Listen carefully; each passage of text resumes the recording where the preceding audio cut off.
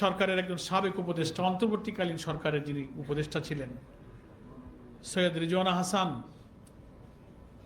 আমরা বলেছি, আমাদের নেতা বিরোধী দলীয় উপনেতা ডক্টর তাহের ভাই সাংবাদিক সম্মেলনে বক্তব্য রেখেছেন, আমরা ওখানে উপস্থিত ছিলাম, যে তিনি ইলেকশন ইঞ্জিনিয়ারিং এর অপরাধে যে অপরাধী তার একজন রাজ সাক্ষী হিসেবে নিজেকে জাতির সামনে তুলে ধরেছেন।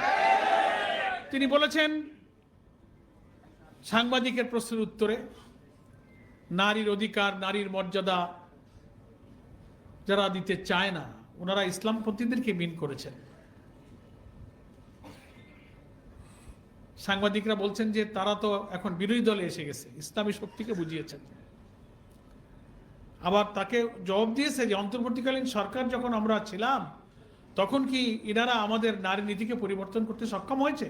তারা বলছে যে তাদের একটি অংশ তো এখন বিরোধী দলে এখন বড় শক্তি নিয়ে আসছে, বলে তা শক্তি নিয়ে আসলেও তারা প্রধান শক্তি বা মেইন স্ট্রিম পলিটিক্সে যাতে আসতে না পারে আমরা সেই ব্যবস্থা করেছি।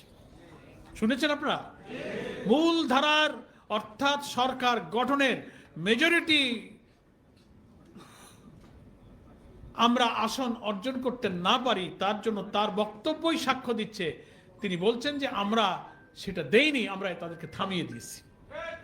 তাহলে এই কথা মিন করে যে তিনি এই ইলেকশন ইঞ্জিনিয়ারিং এর সাথে যুক্ত ছিলেন। তাই আমরা বলেছি যে আপনার সঙ্গে আর কারা কারা ছিল তাদের নাম জাতির সামনে আপনাকে প্রকাশ করতে হবে। এবং সরকারের বর্তমান যারা দায়িত্বে আছেন, অন্তর্বর্তীকালীন সরকার তো এখন দায়িত্বে নাই, এটা সরকার এখন কি করবেন? আমরা যে ইলেকশন ইঞ্জিনিয়ারের কথা বলে আসছিলাম, আপনারাই হয় তদন্তে তাদেরকে বিচারের আওতায়, তদন্তের আওতায়, জিজ্ঞাসাবাদের আওতায় নিয়ে আসেন, না হলে একটা জুডিশিয়াল ইনকোয়ারি হোক যে এত বড় মানুষের গণ আকাঙ্ক্ষার নির্বাচন, পানির স্রোতের মতো, জোয়ারের মতো মানুষ ভোটাররা ভোট কেন্দ্রে গিয়েছে, নিরিবিলি নিরাপদে উৎসবমুখর ভোট দিয়েছে। সেই ভোট পড়ার পর ভোট গণনা, ফলাফল শীট তৈরি করা এবং ঘোষণার সময় কিন্তু ইঞ্জিনিয়ারিংটা করা হয়েছে। রিজওয়ানা হাসানের আত্মস্বীকৃত এই অপরাধের জন্য তাকে জিজ্ঞাসাবাদের মুখোমুখি করা হোক, তার সঙ্গে আর কারা ছিলেন সেই তথ্য বের করা হোক। এবং প্রচুর আসনে অল্প অল্প ভোটের ব্যবধানে আমাদেরকে হারিয়ে দেওয়া হয়েছে।